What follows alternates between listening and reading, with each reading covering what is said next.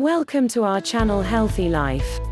In this video, we will talk about 7 tips to get into ketosis. Before starting this video, I just quickly want to recommend my favorite keto resources that I think you will also love.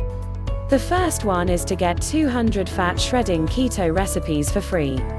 I would also like to recommend you to get your custom keto diet designed to get you in shape in the fastest way possible. Check the links down in the description below. Let's start our video.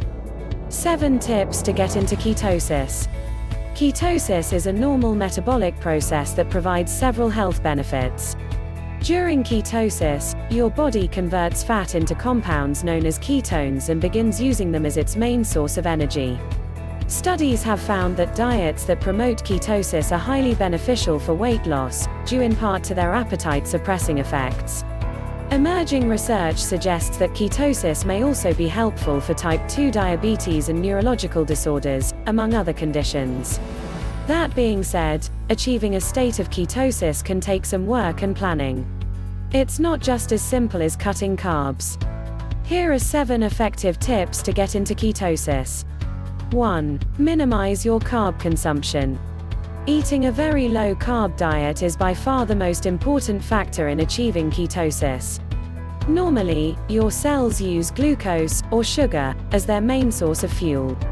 However, most of your cells can also use other fuel sources. This includes fatty acids, as well as ketones, which are also known as ketone bodies. Your body stores glucose in your liver and muscles in the form of glycogen. When carb intake is very low, glycogen stores are reduced and levels of the hormone insulin decline. This allows fatty acids to be released from fat stores in your body. Your liver converts some of these fatty acids into the ketone bodies acetone, acetoacetate and beta-hydroxybutyrate. These ketones can be used as fuel by portions of the brain. The level of carb restriction needed to induce ketosis is somewhat individualized. Some people need to limit net carbs, total carbs minus fiber, to 20 grams per day, while others can achieve ketosis while eating twice this amount or more. For this reason, the Atkins diet specifies that carbs be restricted to 20 or fewer grams per day for 2 weeks to guarantee that ketosis is achieved. After this point, small amounts of carbs can be added back to your diet very gradually, as long as ketosis is maintained. In a 1-week study, overweight people with type 2 diabetes who limited carb intake to 21 or fewer grams per day experienced daily urinary ketone excretion levels that were 27 times higher than their baseline levels. In another study, adults with type 2 diabetes were allowed 20 to 50 grams of digestible carbs per day, depending on the number of grams that allowed them to maintain blood ketone levels within a target range of 0.5 to 3.0 mmol/L. These carb and ketone ranges are advised for people who want to get into ketosis to promote weight loss, control blood sugar levels or reduce heart disease risk factors. In contrast, therapeutic ketogenic diets used for epilepsy or as experimental cancer therapy often restrict carbs to fewer than 5% of calories or fewer than 15 grams per day to further drive up ketone levels. However, anyone using the diet for therapeutic purposes should only do so under the supervision of a medical professional. Limiting your carb intake to 20 to 50 net grams per day lowers blood sugar and insulin levels, leading to the release of stored fatty acids that your liver converts into ketones. 2. Include coconut oil in your diet. Eating coconut oil can help you get into ketosis. It contains fats called medium-chain triglycerides, MCTs. Unlike most fats, MCTs are rapidly absorbed and taken directly to the liver, where they can be used immediately for energy or converted into ketones. In fact, it's been suggested that consuming coconut oil may be one of the best ways to increase ketone levels in people with Alzheimer's disease and other nervous system disorders. Although coconut oil contains 4 types of MCTs, 50% of its fat comes from the kind known as lauric acid. Some research suggests that fat sources with a higher percentage of lauric acid may produce a more sustained level of ketosis. This is because it's metabolized more gradually than other MCTs. MCTs have been used to induce ketosis in epileptic children without restricting carbs as drastically as the classic ketogenic diet. In fact, several studies have found that a high MCT diet containing 20% of calories from carbs produces effects similar to the classic ketogenic diet, which provides fewer than 5% of calories from carbs. When adding coconut oil to your diet, it's a good idea to do so slowly to minimize digestive side effects like stomach cramping or diarrhea. Start with 1 teaspoon per day and work up to 2 to 3 tablespoons daily over the course of a week. You can find coconut oil at your local grocery store or purchase it online. Consuming coconut oil provides your body with MCTs, which are quickly absorbed and converted into ketone bodies by your liver.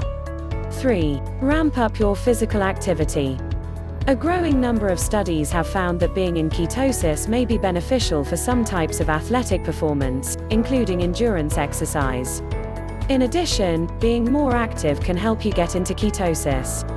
When you exercise, you deplete your body of its glycogen stores. Normally, these are replenished when you eat carbs, which are broken down into glucose and then converted to glycogen. However, if carb intake is minimized, glycogen stores remain low. In response, your liver increases its production of ketones, which can be used as an alternate fuel source for your muscles. One study found that at low blood ketone concentrations, exercise increases the rate at which ketones are produced. However, when blood ketones are already elevated, they do not rise with exercise and may actually decrease for a short period. In addition, working out in a fasted state has been shown to drive up ketone levels. In a small study, 9 older women exercised either before or after a meal. Their blood ketone levels were 137 to 314% higher when they exercised before a meal than when they exercised after a meal. Keep in mind that although exercise increases ketone production, it may take 1 to 4 weeks for your body to adapt to using ketones and fatty acids as primary fuels. During this time, physical performance may be reduced temporarily. Engaging in physical activity can increase ketone levels during carb restriction. This effect may be enhanced by working out in a fasted state. 4. Increase your healthy fat intake. Consuming plenty of healthy fat can boost your ketone levels and help you reach ketosis. Indeed, a very low-carb ketogenic diet not only minimizes carbs, but is also high in fat. Ketogenic diets for weight loss, metabolic health and exercise performance usually provide between 60 to 80% of calories from fat. The classic ketogenic diet used for epilepsy is even higher in fat, with typically 85 to 90% of calories from fat. However, extremely high fat intake doesn't necessarily translate into higher ketone levels.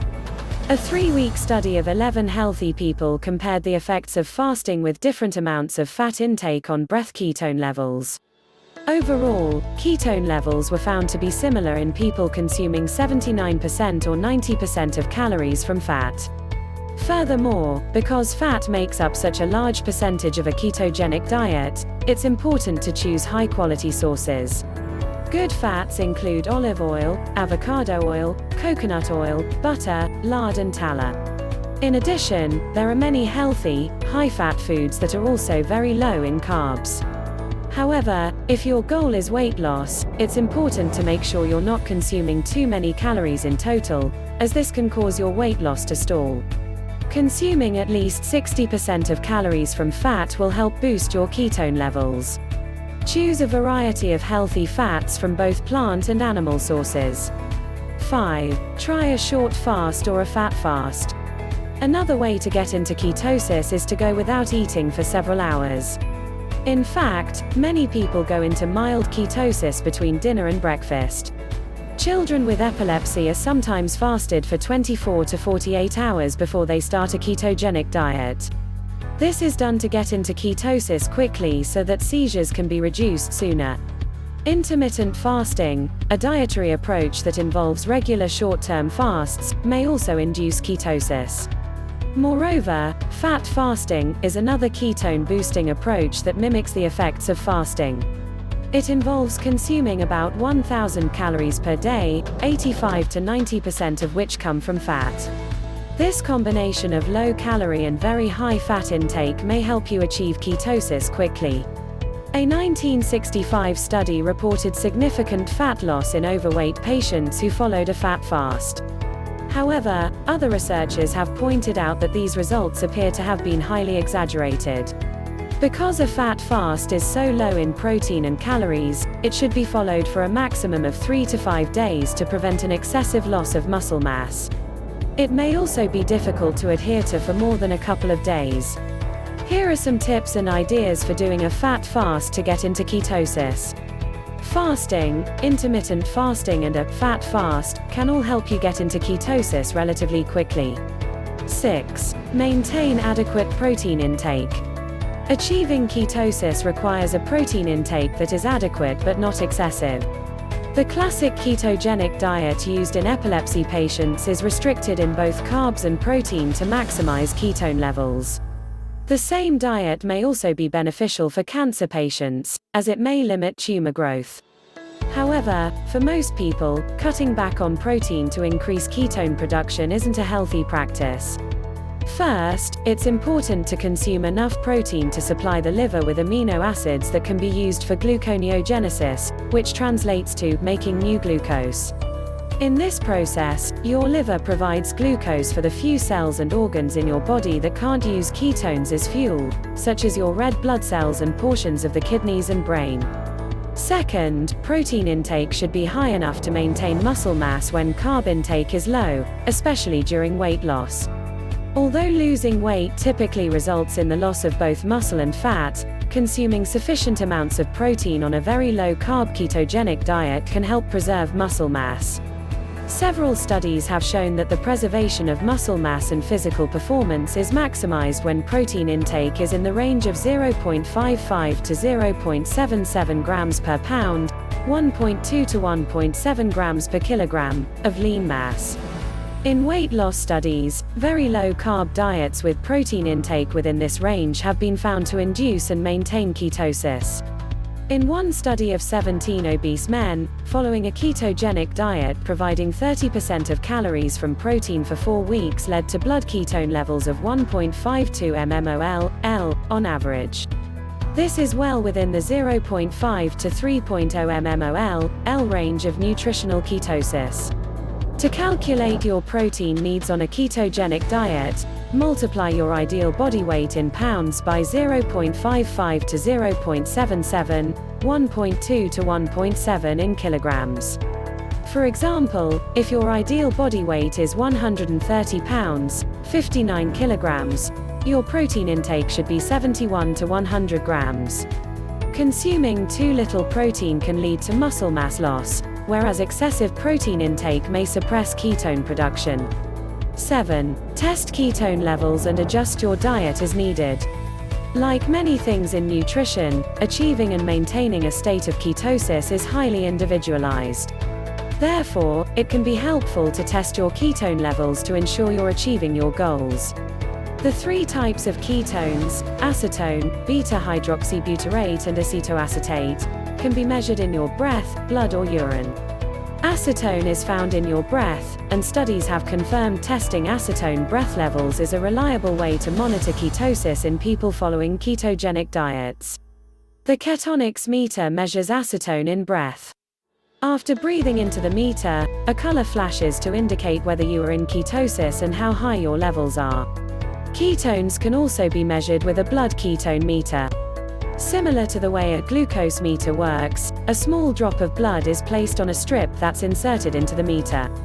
It measures the amount of beta-hydroxybutyrate in your blood, and it has also been found to be a valid indicator of ketosis levels. The disadvantage of measuring blood ketones is that the strips are very expensive. Lastly, the ketone measured in urine is acetoacetate. Ketone urine strips are dipped into urine and turn various shades of pink or purple depending on the level of ketones present. A darker color reflects higher ketone levels. Ketone urine strips are easy to use and fairly inexpensive. Although their accuracy in long-term use has been questioned, they should initially provide confirmation that you are in ketosis. A recent study found that urinary ketones tend to be highest in the early morning and after dinner on a ketogenic diet. Using one or more of these methods to test ketones can help you determine whether you need to make any adjustments to get into ketosis. Thanks for watching this video. I hope you like it. Click the links in the description for recommended keto resources. If you like this video, then please like, comment, share and subscribe.